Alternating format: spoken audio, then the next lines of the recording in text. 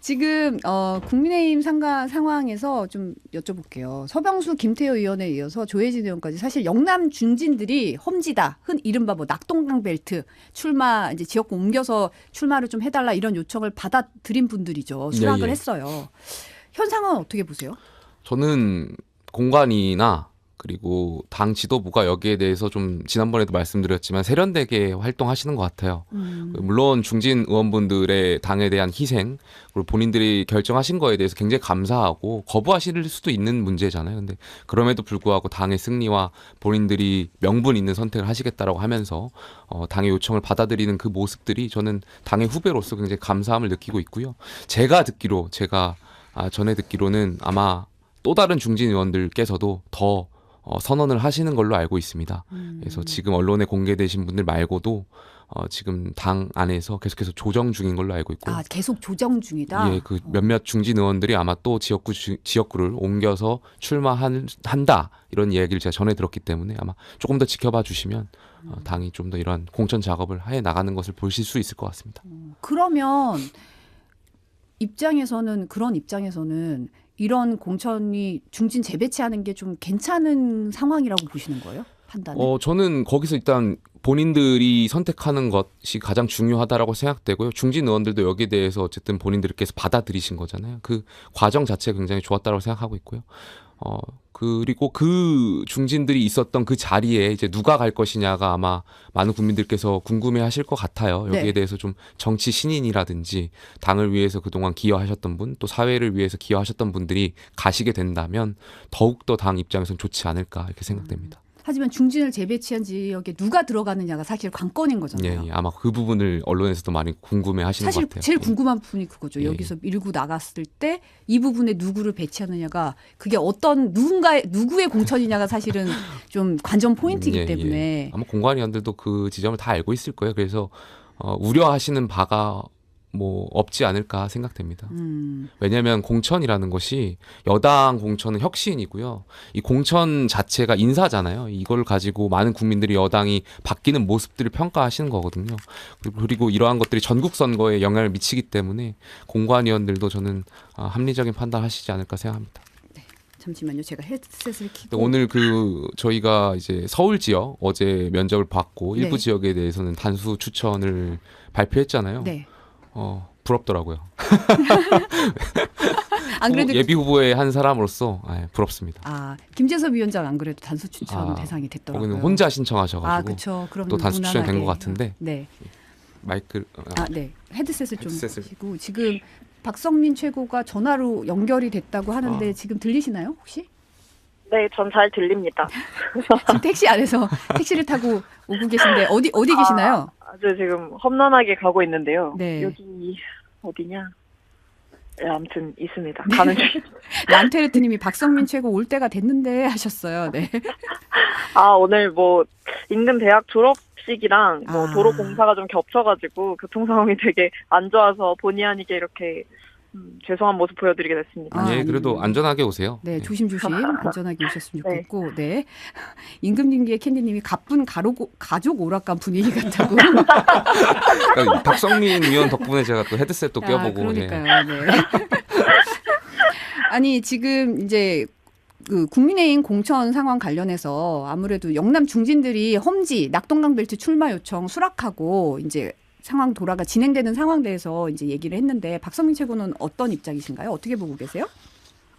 뭐 확실히 이제 지난번에 그 국민의힘이 참패했던 총선에 비하면 굉장히 공천을 좀 전략적으로 하고 있다라는 생각은 들어요. 그러니까 사실 그때는 조정이 너무 안 돼서 후보들이 좀 적절한 지역구에 가지도 못하고 아니면 본인이 땄던 지역구에서 갑자기 다른 지역으로 이상하게 차출이 되거나 이런 방식으로 일이 이루어졌었는데 이번에는 어쨌든 중진들의 희생을 전면에 내세우면서 새로운 사람들 채우겠다 이런 기조로 가고 있다 보니까 사실은 좀 겉으로만 봐도 저쪽 공천은 어쨌든 좀 혁신적인 가치를 내걸고 진행이 되는구나 라는 생각이 들어서 저로서는 조금 우리 당도 좀 각성해야 되는 게 아닌가 이런 생각이 드는 시점이고요.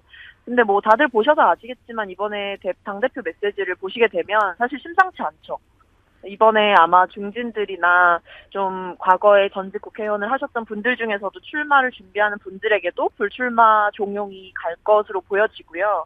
저희도 공천 작업에 있어서 속도는 조금 뒤처질지언정 저희도 절대 밀리지 않는 좀 새로운 공천을 할 수 있겠다. 저는 이런 기대감을 좀 품고 있습니다. 지금 장동혁 국민의힘 사무총장 같은 경우는 후보자들이 원하지 않으면 인위적으로 재배치할 생각은 없다고 했었어요. 근데 이제 네. 중진 재배치가 불가피할 거다 이런 얘기도 나오고 있는데 어쨌든 국민의힘 내부에서는 좀 갈등의 여지도 있는 거 아닌가요? 사실 공천? 뭐 네. 김용태 최고부터 먼저. 아, 네, 네네네. 공천이라는 것이 모두가 이렇게 만족하기는 굉장히 어려울 거예요. 당사자들 특히 뭐 배제되거나 이러한 당사자들 입장에서 본다면 케이스마다 다 사연이 있고 그렇기 때문에 이거 잡음이 있을 수밖에 없는데 중진 재배치도 그렇습니다. 어쨌든 저는 중진 의원분들 여기에 해당하는 의원분들이나 예비 후보분들이 본인들의 선택이 가장 중요하고요. 재배치하는 것에 있어서도 본인들이 선택하고 또 당의 요청을 받아들이는 그 과정이 선행돼야만 이게 또 국민들이 보시기에 감동이 있는 부분이다 이렇게 생각됩니다. 제가 말하면서 제 목소리가 귀로 들어오니까 굉장히 신기하네요. 아, 새로운 경험이군요. 어색하네요. 예, 이것도. 네. 예. 근데 사실은 이제 중진 재배치라는 게 좋게 얘기하면 재배치인데 일각에서는 돌려막기 아니냐 이럴 수도 있고 아니 나 여기 지역 기반 지금 닦고 있는데 여기서 또 재배치라는 이름으로 그래도 인지도가 좀 있는 분들이 갑자기 바뀌면 이 지역에서 뭔가 털을 닦고 계신 분들 입장에서는 좀 반발이 있을 수도 있잖아요. 예, 예. 그럴 수 있는데 그러니까 국회의원이라는 것이 지역을 대표하기도 하지만 국민을 대표하는 헌법기관이잖아요. 그 관점에서 본다면은 국회의원들이 명분 있는 선택을 하는 게 중요한 것 같고요. 지금 저희 그 서병수 의원이나 아니면 김태호 의원, 조혜진 의원 같은 경우에도 저는 명분 있게 지역구를 옮긴 거라고 생각돼요. 서병수 의원 같은 경우에도 부산시장을 하셨고 부산 지역 내에서 옮기신 거잖아요. 또 김태호 의원 같은 경우에도 경남지사를 하셨고 경남 내에서 옮긴 거고 그렇게 본다면 그 지역 주민분들께서도 명분 있는 선택에 대해서 저는 응원해 주실 수도 있다라고 생각합니다. KT24님이 목소리 좋다고 걱정하지 말라고 하시네요. 네, 박성민 최고는 어떻게 생각하세요? 당연히 반발이 있을 수밖에 없을 거라고 생각하고요. 근데 이게 불출마를 종용하는 방법이 있고 재배치를 하는 방법이 있잖아요.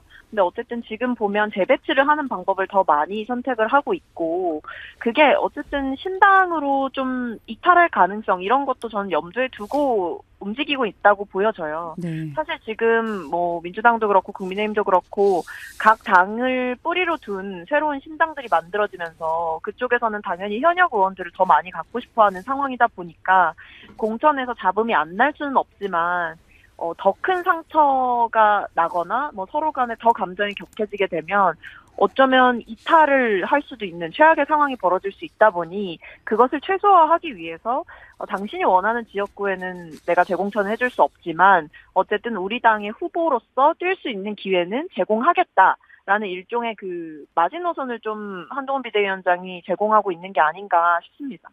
근데 그 조금 전에 이제 박성민 의원께서 신당으로 갈 수 있다라고 말씀하셨는데 언론도 여기 대해서 궁금해하는 것 같아서 제가 전에 듣기로는 국민의힘에서 혹시 만약에 현역 의원분 중에 공천을 못 받는 분들이 생기면 신당으로 갈 가능성은 굉장히 낮아 보여요. 오히려 무소속 출마를 할 수 있지 신당으로 가선 출마 안 하실 것 같다 이런 얘기를 좀 많이 전해 들었습니다. 왜 그렇죠? 왜냐하면 정체성의 문제도 있게 될 것 같고요. 지금 제3지대 신당이 보수정당인지 진보정당인지에 대한 정체성 논란들이 있잖아요. 그러다 보니까 신당으로 가지 않을 것 같기도 하고 또 무소속으로 만약에 출마하게 되면 동정표라든지 이런 것들이 또 있을 수 있거든요. 전략상.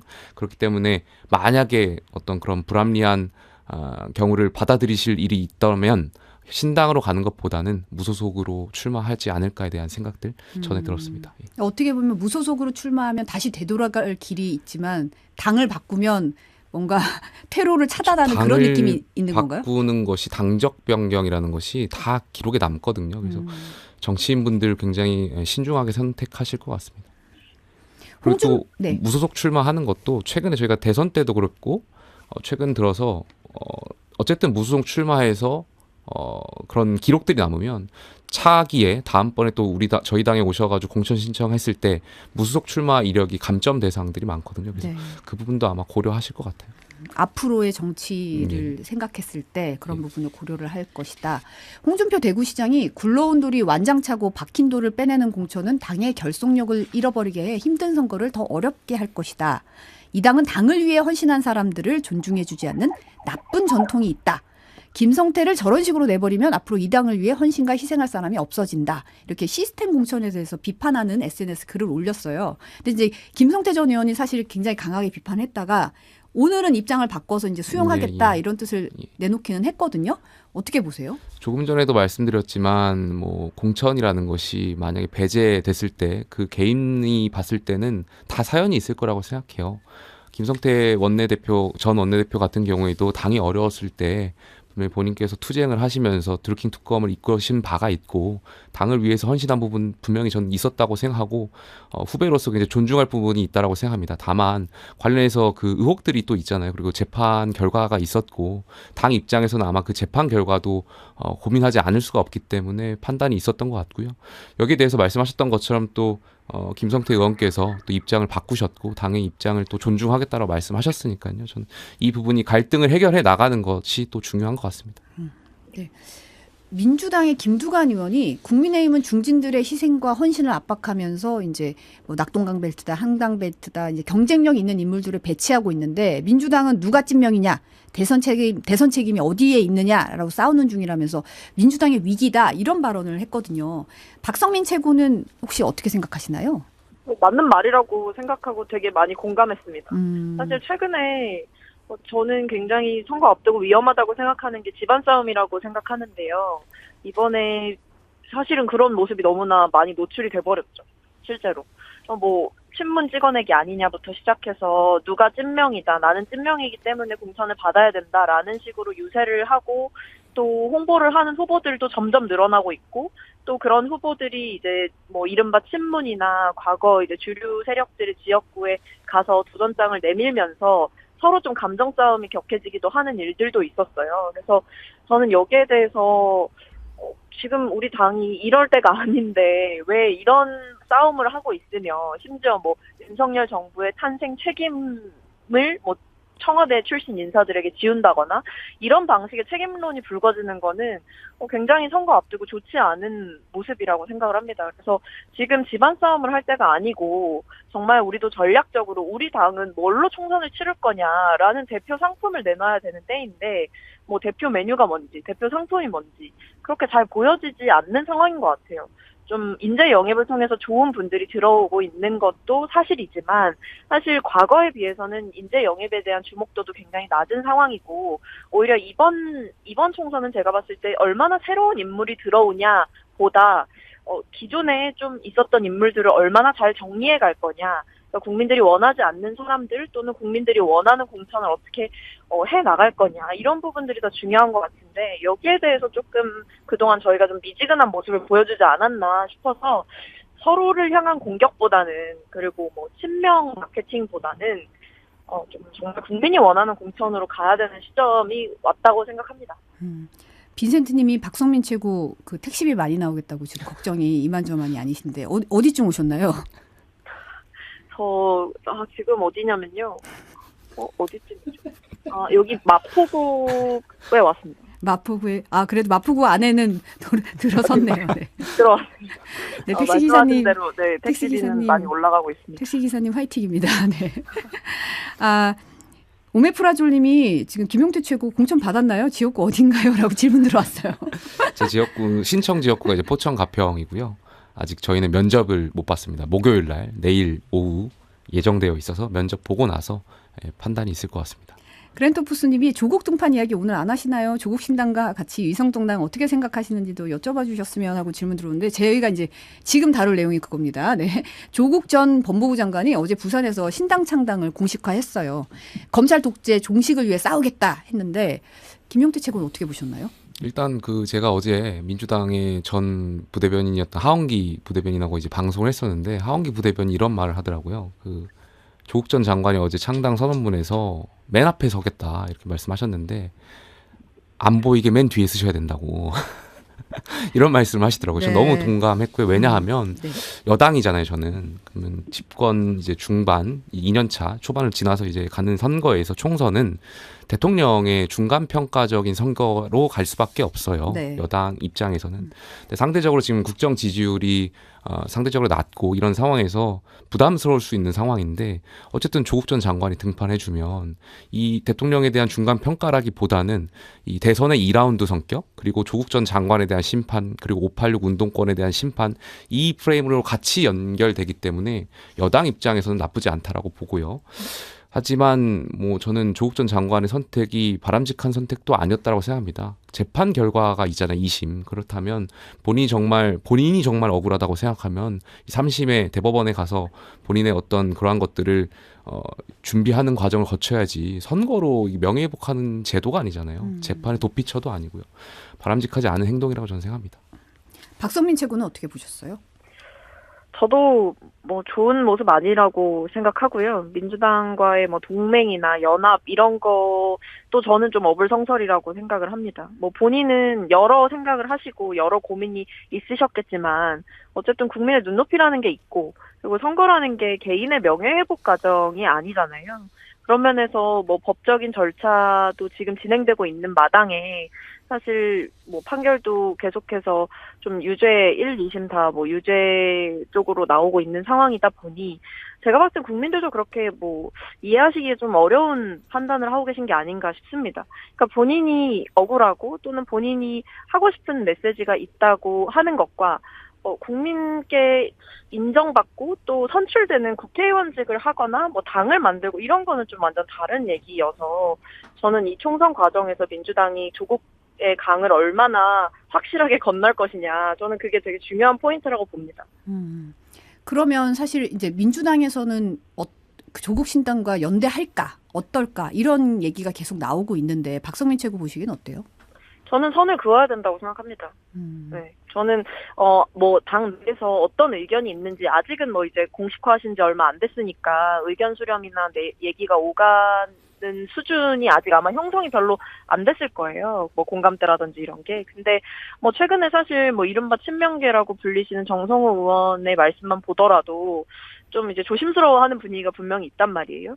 그래서 저는 뭐 고민은 일부 의원들은 하실 수 있다고 하더라도 뭐 국민적 눈높이나 뭐 공천 과정에서의 뭐 혁신 경쟁 이런 것들에 비추어 볼 때 저희가 조국 장관이 만드신 신당과 손을 잡는 거는 오히려 과거로 회귀하는 일이다. 그런 판단을 저는 당이 할 거라고 믿습니다. 근데 그 선을 긋는다고 해도 쉽지 않을 거예요. 그 어떤 평론가들이 많이 말씀하시잖아요. 정치는 사실의 영역이 아니고 인지의 영역이다. 이미 조국 전 장관이 탈당을 하고 창당을 한다고 하더라도 민주당 2중대, 3중대 역할을 하실 거라는 것을 많은 국민들께서 인지하고 계시기 때문에 선을 긋기가 쉽지 않다라는 점이 있을 것 같고요. 그리고 그 민주당이 말하는 그 위성정당에 기준을 세우는 것도 좀 어려운 일일 것 같아요. 누구는 함께하고 누구는 함께하지 못하고 그 기준을 내세워야 될 텐데 글쎄요. 그 작업도 쉽지 않을 거라고 저는 생각됩니다. 한동훈 국민의힘 비대위원장이 사실은 이제 조국 전 장관이 국회의원 되도록 하는 게 이재명 대표의 민주당이 만든 현 선거제도 이런 식으로 이제 현행 제도 유지하는 것과 조국 신당에 대해서 동시에 비판을 했거든요. 이 발언이라든지 국민의힘에서 어떻게 보고 있는 건가요? 조금 전에 제가 말씀드렸던 것처럼 조국 전 장관의 창당 그리고 출마는 바람직하지 못하죠. 그 민주공화정에서 아니 시민이 공직자로서의 도리가 아니잖아요. 그리고 그 본인께서 있었던 그 상대적 박탈감 그리고 내로남불 이런 것에 대해서 반성하고 참회 시간을 갖는 것이 맞는 것이지 공직선거를 명예회복을 위한 도구로 쓰는 것은 바람직하지 못하다라고 생각되고 조금 전 말씀드렸던 것처럼 국민의 입장에서 전략상으로는 나쁘지 않다라고 보고 있습니다. 전략상 국민의 예. 입장에서는 예, 나쁘지 않다. 예. 전선이 이제 좀 오히려 고마울 수 있죠. 예. 땡큐다. 뭐 이런. 예. 한 위원장 발언에 대해서 조국 전 장관이 한동훈 위원장님은 본인의 휴대전화 비밀번호부터 공개하기 바란다. 그리고 고발사주 의혹으로 문제의 고발장이 접수되기 하루 전에 손준성 등과의 단체 카톡방에 60개의 사진을 올렸는데 사진 내용 뭔지 밝혀라. 그리고 한 위원장이 검사 시절부터 김건희 여사와 이제 수백 번의 카톡을 한 것으로 알고 있다. 도이치모터스 주가 조작 사건이나 디올백 수령 사건에 대해서 입장을 표명하지 않냐. 조목조목 비판을 했어요. 박성민 최고는 이 발언 좀 보셨나요? 어떻게 보셨어요? 저도 뭐 보긴 봤는데요. 한동훈 비대위원장에 대해서는 워낙에 예전부터 강하게 말씀하셨던 분이라 뭐 새로운 발언은 아니었다고 생각합니다. 그리고 언급하신 의혹들도 그리고 문제나 논란들도 사실은 한동훈 비대위원장이 지금껏 답을 피했던 질문들이기 때문에 저는 뭐 조국 장관이 그 말씀을 하셨든 다른 민주당 인사가 한동훈 장관을 향해서 그런 질문들을 했든 어쨌든 한동훈 비대위원장이 답해야 되는 영역이다라고 생각은 해서 뭐 그 질문들에 대해서 문제 삼고 싶지 않고요. 다만 제가 계속 말씀드릴 수밖에 없는 건 민주당은 조국의 강을 건넜다라고 국민들께 말씀을 드렸고 그런데도 뭔가 여기서 또 연합설이나 아니면 조국 장관에게 힘을 실어주는 일부 뭐 민주당 인사들의 발언이 나오기 시작하면 저는 오히려 그 조국의 강을 건너지 못했다라는 걸 우리 스스로 보여주는 것이기 때문에 조국 장관에 대한 뭐 인간적인 마음을 가지고 있는 분이 계신다고 하더라도 저는 이분과의 연대, 정치적 연대에 있어서는 거리를 확실하게 두고 선을 확실하게 그을 필요가 있다라는 생각은 계속해서 드는 것 같습니다. 김용태 최고는 어떻게 보셨어요? 어제 그 민주당 당직자인가요? 한 분이 SNS에 글을 올렸었는데 조국 전 장관 그리고 장관 하실 때 민정수석 하실 때 가장 칭찬하고 했던 분들이 지금 윤석열 대통령이고 한동훈 위원장입니다. 검사하셨잖아요. 그리고 그렇게 검찰총장 만들어주셨던 것도 문재인 정부였고요. 근데 글쎄요, 지금 와가지고 이렇게 비판하는 것은 오히려 조국 전 장관에 대한 심판 선거로 이어질 거다. 저는 그렇게 생각합니다.